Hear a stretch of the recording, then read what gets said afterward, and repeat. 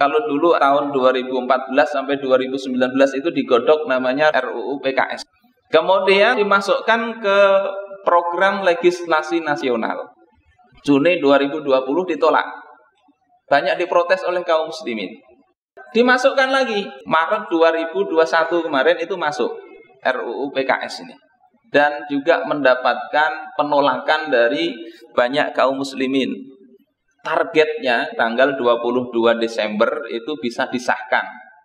Nah, sebelum ini disahkan itu sudah lebih dulu keluar 31 Agustus kemarin itu disahkan Permendikbud nomor 30 tentang kekerasan seksual.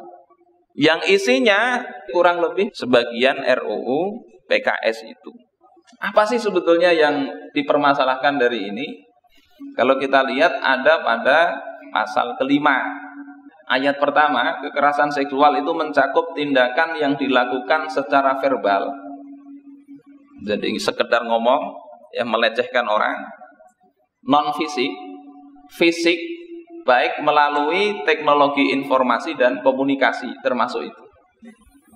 Dari sisi ini nggak masalah sebetulnya, karena memang kaum muslimin tidak boleh itu melecehkan orang, nggak boleh.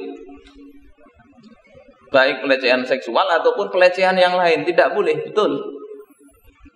Tapi di ayat kedua itu ada kalau terjadi tanpa persetujuan korban, itu yang baru bisa ditindak. Artinya apa? Kalau setuju saja, suka sama suka, kada apa-apa. Poinnya di situ. Yang kata Kiai Khalil Nafis harusnya direvisi, tanpa persetujuan korban itu dibuang saja sudah. Karena apa? Bagaimana kita mau melindungi wanita taruhlah ketika dia dilecehkan? Seperti yang kemarin sampai bunuh diri itu. Kalau berita yang berkembang kan awalnya katanya diperkosa. Tetapi kemudian setelah ditindaklanjuti tidak ada tanda-tanda pemaksaan. Jadi alasan tanpa persetujuan korban itu tidak ditemukan. Ini yang dikritik. Yakni dalam Islam sebetulnya yang dilarang itu bukan sekedar kalau berpaksaan. Suka sama suka itu tetap dilarang, harusnya begitu. Terus bagaimana sebagian kaum muslimin ada yang mendukung ini? Alasan mereka itu kan seperti ayat wala tukrihu fatayatikum 'alal bigha in aradna tahassuna. Janganlah engkau paksa budak wanita kalian untuk berzina, melacur, kalau mereka itu menghendaki kesucian. Penggunaan ayat ini nggak cocok kalau digunakan untuk mendukung Permendikbud maupun RUU PKS itu. Kenapa demikian? Taruhlah kita memang tidak menggunakan pasal tersebut itu untuk membolehkan perzinahan. Sebagaimana surah An-Nur ayat 33 itu juga bukan dalam rangka membolehkan, bukan. Tetapi bahasa hukum itu nggak bisa kemudian sekedar, maksudnya kan nggak begitu, harus tertulis.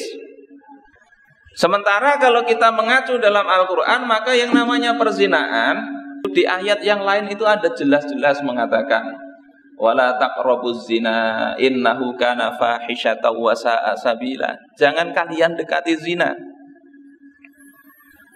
Kalau pasal tadi itu tetap mau dicantumkan, harusnya ada pasal lain. Yakni dengan suka sama suka itu tetap harus dilarang, dikasih sanksi. Namanya pelecehan, perzinahan itu sudah marak di mana-mana. Bukan hanya perzinahan, tapi ujung dari perzinahan itu adalah pembunuhan. Baik pembunuhan ketika pasangannya hamil maupun pembunuhan terhadap hasil dari perzinahan itu. Februari 2020 lalu, aparat Polda Metro Jaya menggerebek rumah yang dijadikan klinik aborsi ilegal di Jalan Paseban Senen, Jakarta Pusat. Saat digerebek, polisi mencatat ada 903 pasien yang sudah menggugurkan kandungannya di klinik tersebut. Namun ternyata angka tersebut baru 60%-nya saja, karena dari daftar reservasi klinik ada lebih dari 1.600 nama sudah mendaftar.